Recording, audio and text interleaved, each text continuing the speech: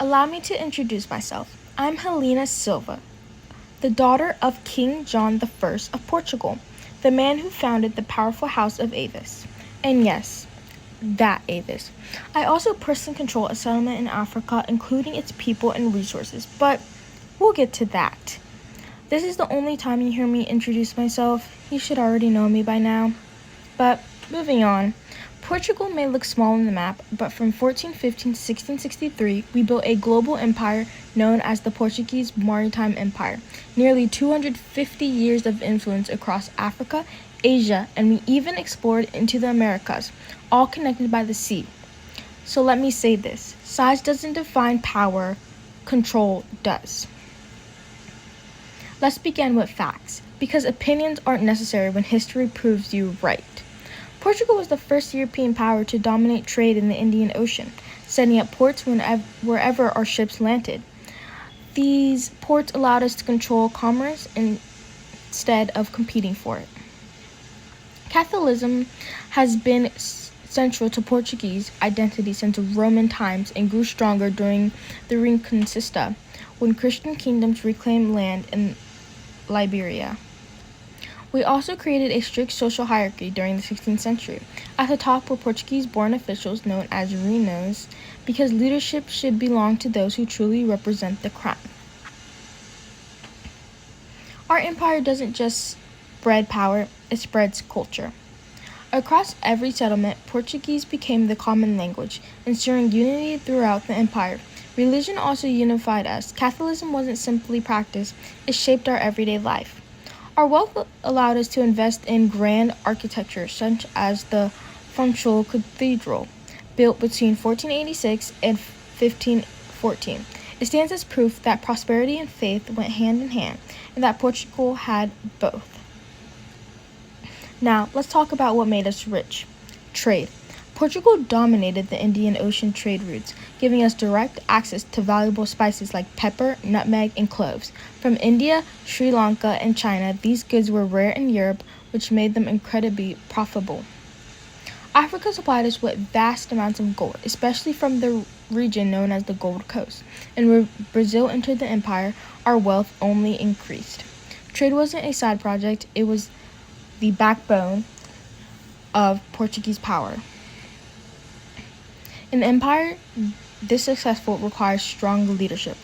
Portugal was ruled by an absolute monarchy, with the king holding final authority. However, we used chartered companies to manage distant colonies and the maritime authority system to regulate shipping and trade. The Crea Regs advised the king and helped govern daily affairs, while the Portuguese courts acted as a representative assemblies. We adopted feudal ideas from other European powers, and we refined them and perfected them to fit what we needed. Strong government creates stability, and stability creates empires. Power must be protected, and Portugal did so with gunpowder. Our ships were heavily armed with cannons and gun ports, giving us dominance at sea. Coastal rulers often had little choice but to accept our trade terms. Military leaders called captio Moors enforced royal laws, raised militia, and governed territories. As colonies grew farther from Portugal, these commanders became powerful leaders themselves. Our advanced navy even defeated the Ottoman fleet, proving that technology and preparation win wars. Finally, we come to Prince Henry the Navigator, the figure history insists deserves the spotlight. Personally, you should remember my name. Not Stupid Henry, but let's move on.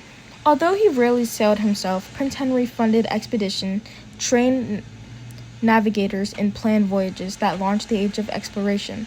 His leadership connected Europe to Africa, Asia, and eventually the Americas. These connections reshaped global trade and power, and unfortunately led to the transatlantic slave trade, a tragic outcome of imperial expansion. Still, his influence helped transform Portugal into a world power and secured our place in history. Now, as I wrap up, I'd like to leave you with a few final words. Portugal didn't wait for opportunity, we created it. The Aztecs were a powerful land-based empire, and they existed between the years 1325 and 1521. That's almost 200 years.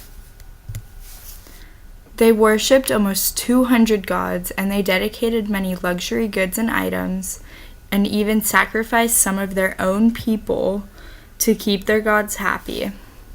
They built their empire on a diverse landscape, with many cities being built on marshes or swamps.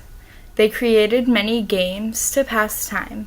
One example is a ball game they used to settle political conflicts and to find new sacrifices to please their gods. They speak a very diverse and strange language called Nahuatl, with writings that look like the Egyptian hieroglyphics. They have a polytheistic religion with gods for almost everything, and every god gets a different tribute or sacrifice depending on their perceived importance. One temple they have is called the Templo Mayor. It has 2 different temples on it, and it is dedicated to 2 gods. One side is dedicated to the god of war, and the other the god of rain. They use many different things for trade and to make money. One example of this is obsidian. They used this to create weapons and tools for defense. It was a strong material made from the heating and cooling of molten rock. Obsidian is very sharp and is very hard to break when formed correctly. They also used cacao. This was used as a medicine, and it was featured in many different types of foods and drinks, and it was believed to have many different types of healing properties. They have a group of soldiers called the Eagle Warriors. These warriors were the most respected and honored soldiers in their military, and they were very brave and strong. They are known to never kill anyone. Instead, they take people as sacrifices for their gods. The only time they would really kill anyone was because they were too dangerous or they were unable to fully capture the person. One invention that was used was called the blowgun. It was made from reed, and they used toxin from tree frog skin to kill or paralyze their target. They mainly used it for hunting, however, it has been used in wars to give them advantages. Their first ever emperor was a man by the name of Alcopicili. He ruled for over 19 years and started the expansion of the empire through trade alliances and war. He began the empire and helped raise it to grace through dedication and through promoting growth and development.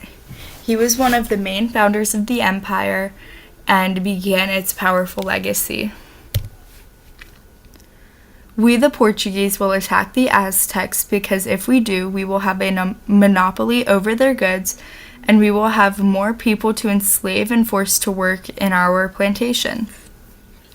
This will give us more wealth and power throughout the world, and we will start to control all trade in both the New World and in Europe, while gaining a stronger workforce. This is worth all the money that we will lose, because we will make our money back quickly, and over time we will gain more profit than ever, making millions of dollars through trade. After we win, it will be worth everything because the area is rich with opportunity for agriculture, hunting, and trade. We will win because we have better technology, more people, and they do not know our diseases and will be sick. These advantages make sure that we will win because we are stronger and better than the Aztecs and will surely dominate over them, gaining all of their land and power.